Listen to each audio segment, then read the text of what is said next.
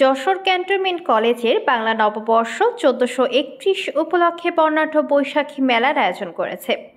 সকাল 8:30টায় Jessore cantonment college মাঠে মেলার উদ্বোধন করেন ৫৫ পদাতিক ডিভিশন ও এরিয়া কমান্ডার যশোর অঞ্চল মেজর জেনারেল মোহাম্মদ মাহবুবুর রশিদ।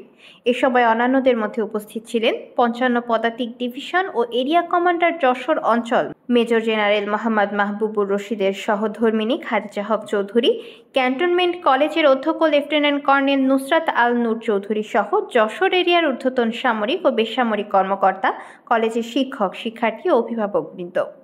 এর আগে যশোর ক্যান্টনমেন্ট কলেজের অভিভাবক শেড, প্রথম ও দ্বিতীয় প্রবেশ ফটক, মাতৃছায়া ডে কেয়ার সেন্টার, ২৫০০ বর্গফুট রাস্তা, বিএনসিসি ও rover room, gymnasium, parking shed, পুকুরের ঘাট ও পার বাঁধানো, ওয়াকওয়ে এবং অনার্স ভবনের পুনঃসংস্কার কাজের শুভ উদ্বোধন করেন।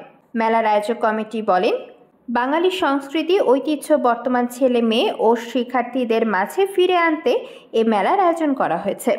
বিশেষ করে ছেলেমেয়েরা আমাদের পুরাতন যে গ্রামের যে ঐতিহ্য, আমাদের বাঙালি যে সংস্কৃতি, এগুলো সম্পর্কে তারা জানে না। আমরা তাদের সামনে এই বিষয়গুলো তুলে ধরতে চাই। বিশেষ করে বায়োস্কোপ, এটা আমরা ৩০ বছর আগে দেখেছি, আবার আমরা এখন দেখলাম আমাদের ছেলে মেয়েদেরকে দেখাচ্ছি। নাগরদোলা, পুতুল নাচ, এটা আসলে সময়ের পরিবর্তনে হারিয়ে গেছে, কিন্তু এটা আমাদের অনেক ঐতিহ্যের একটা ব্যাপার এবং আনন্দের, ভালো লাগার ব্যাপার। সে পুতুল নাচের ব্যবস্থা করা হয়েছে, অর্থাৎ আধুনিক সংস্কৃতির সাথে আমাদের সংস্কৃতি, পুরাতন সংস্কৃতিটা যাতে বেঁচে থাকে, আমরা সেটাকে দেখানোর উদ্দেশ্যে নিয়ে মূলত আজকে আমাদের এই অনুষ্ঠানটা।